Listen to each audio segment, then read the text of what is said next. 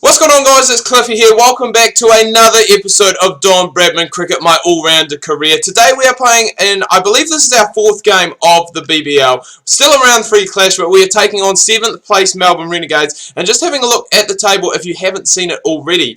This game is quite crucial for us. A win will see us keep in touch with the top 4. However, a loss will see us slump down with the strikers, and it's going to be very difficult to come back and try and get ourselves a semi-final place. But before we go any further, guys, make sure to smash that like button on this video. Let's aim for 100 likes. Do hit that subscribe button if you're new. And returning subscribers, make sure you're part of the notification squad. Hit that bell beside subscribe to get a notification every time I go live. That even kind of rhymed. Enough about that. Let's go and get straight into the game.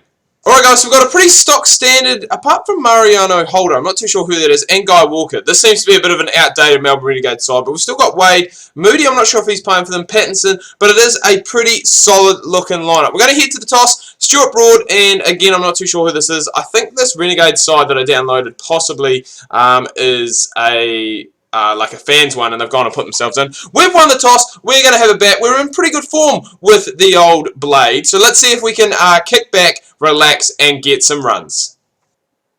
Alright, so we're going to be doing a bit less than kicking back and relaxing. I think we've still got, about 6.4 overs left to go. So still a lot of time left to bat. The game's still pretty much evenly in the balance. We've got some good players here. It's a nice shot. It's only going to be for 1 though.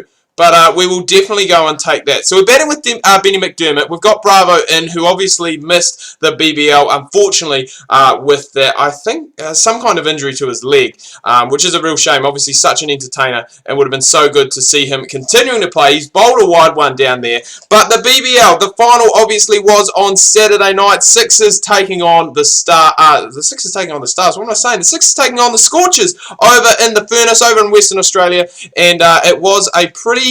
Well, that's a pretty shot, actually.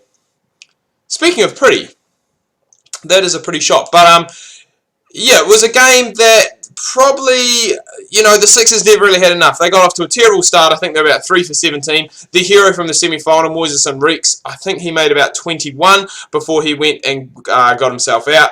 And, no one else just really stuck around and contributed, which was a shame. I was kind of hoping that we could get a bit of a competition here in the final. And the Sixers, they have been there a few times. I made it to the final, have yet to win, whereas the Scorchers, obviously well famed. I think they won BBL 3, 4, and have won BBL 6 now. So they've won basically, what is that, 3 out of the last 4 tournaments. So they are a very good side. They're a side that, they don't really rely heavily on individual performances. Like, they rely on team performances. And there's another one that's been played through that point region. We're going to pick up another 4. Quite a short boundary out there, actually, at Etihad today. And that has moved us along quite nicely. But, yeah, back to the Scorchers. They don't really rely heavily on one player. It really is a team performance that goes and gets them through. I mean, you look at the players like Sam Whiteman is a guy who you probably wouldn't expect to make too many runs. He was very good. I think he scored 41 off 21 in the final. He's batted all around the order as well in this Big Bash League tournament. It has depended on other players, obviously Mitchell Marsh, Sean Marsh, the latter going and being called up for the Chapel Hadley series over here in New Zealand. So he was unable to play in the final, which means Whiteman came up. Michael Klinger, I don't say they rely on players, but Michael Klinger is a guy who just continually seems to be in form. And if he doesn't get picked for the Australian side, I think it is a real shame. A player of his quality, his calibre, to not be selected. He is such a gun. He has been a gun for a long time now. He's played... Western Australia now. He did used to play for South Australia, captained them, I think, back 4 or 5 years ago. But has always been consistent at county level as well, and has just never picked up has just never been able to quite knack and get into that national setup, which, as I said, is a real shame because he's such a good player, and it is a real shame, well, not an issue, because Australia do obviously have a lot of talent, but a real shame for him, for those numbers that he's put up over his career to not manage to get into that side. But anyway, back to the final. The Sixers, I was going to say the Stars again, my God, terrible, I'm all over the place today. The Sixers batted first. I think they actually lost the toss. They were sent into bat, scored about 140, which was a lot more than they kind of looked like they were going to get. They were in a fair bit of trouble early on. Did manage to pull it back slightly towards the end. But yeah, 140 in a final, probably never really enough. Oh! I don't think I've seen that. That was a wee inside edge, which has gone through to Matthew Wade, who is the next captain of the Australian one-day side, which I'll get to in just a second.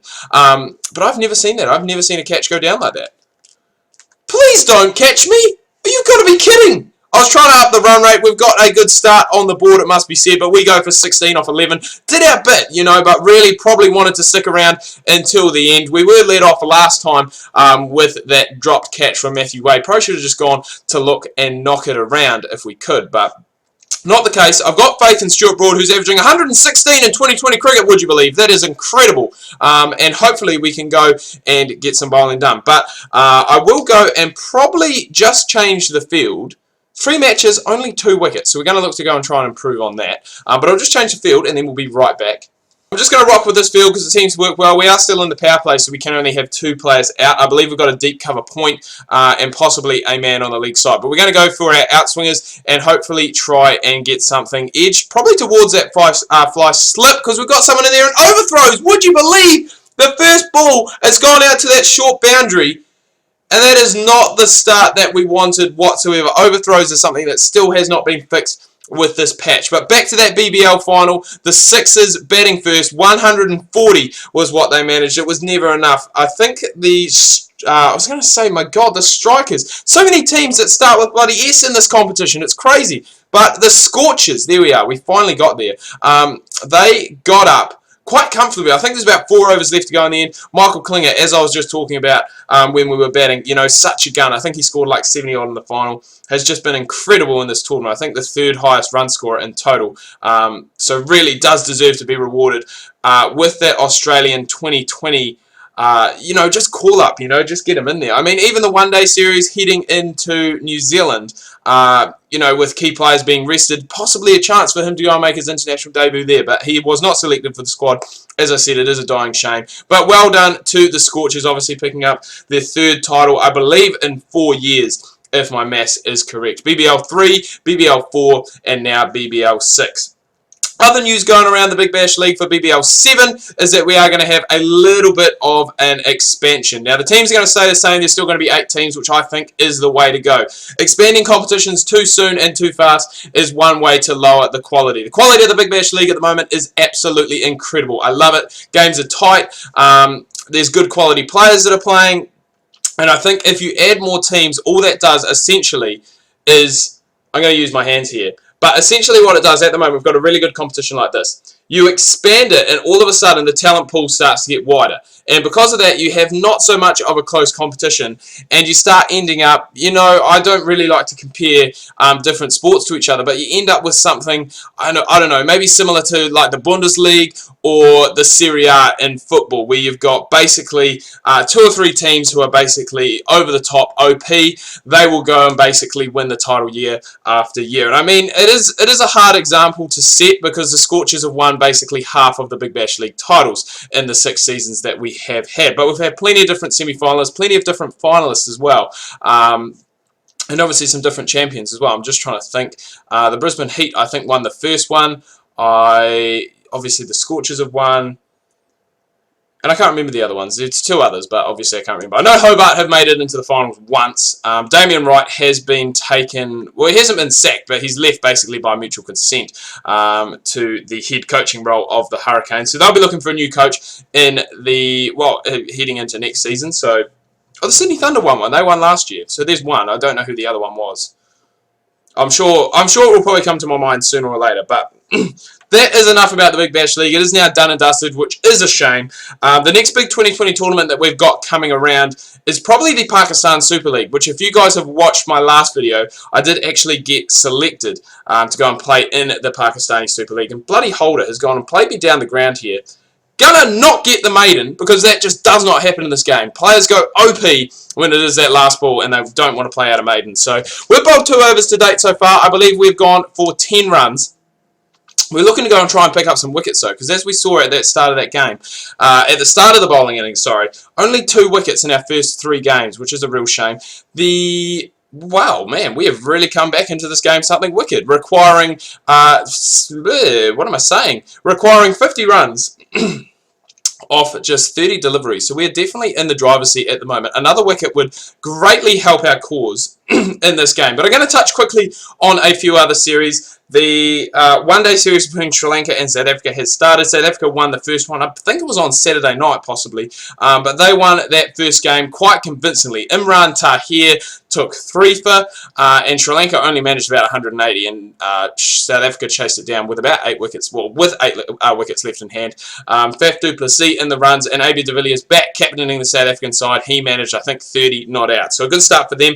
Another one that I am going to talk about, and we will have probably a full, detailed, comprehensive review, analysis, whatever you want to call it, in probably Wednesday's video, is of the Chappell Hadley series. Now, so the first game is today. By the time you guys are watching this video, it will have started. Actually, the time I'm recording this video is actually about to start in 10 minutes. So I'm probably going to flick it on in just a second.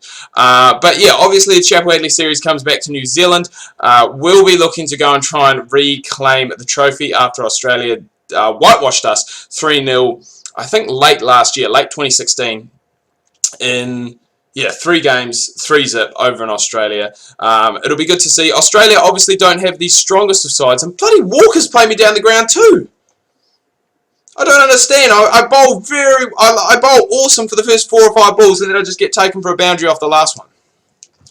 We've still done our team a favour. Like, that is 5 runs under the required run rate that is needed, is required. That's why it's called a required run rate. But obviously, the Australians are missing a lot of key players. Steve Smith's gone. Matthew Wade is going to be the captain. I think he's like the 20-something captain. I don't know. I didn't pay much attention to it. The 20-something captain of the Australian one-day side. It'll be interesting to see how they go. They don't have too many new faces in there. I know Sam Hazlitt from the Brisbane Heat has been called up. There was a few question marks over his selection. But it'll be interesting to see how he does go, how things happen for him.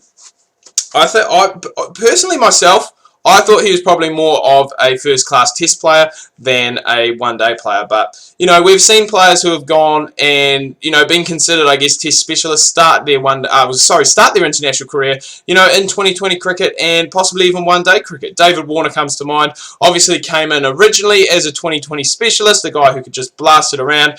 And now, I mean, the guy, I think he's got about 17 test hundreds. So he can definitely bat in the test arena and can definitely get the job done. But yeah, will be very good to see. New Zealand do welcome back Martin Guptill. He's fresh off making a ton in our domestic competition. No Corey Anderson. Tom Latham is actually going to be keeping. It's the first time New Zealand... I can't believe we actually got that out of LBW. I thought that was not out. I think he might actually go... no reviews. There's no reviews in the Big Bash. What am I talking about? I wasn't even going to appeal for that. But we finally pick up a wicket. It has taken a long time, and in comes Australia's new one-day captain. Our last ball as well of the spell, which is going to be good. I was going to say, I'm going to try and pick up another one, but it's been flicked away, and that is... how short is that boundary out there? I know when I was batting and I raced a few shots through like forward point, and the ball just absolutely raced away, but Matthew Wade comes in first ball, flicks me off the legs and takes me for 6. It's still not a bad return though. I think 1 for 21 off our... It was 1 for 21 off our 4 overs, which is pretty good. It's only just over 5 runs per over. The Hurricanes win by 16 runs, which is what we need. Sean Tate obviously able to hold out. Holder, again, I don't know who he is, but he gets the man of the match. The Hurricanes win nonetheless, and we'll go and have a look. Now that we are essentially halfway through, I think...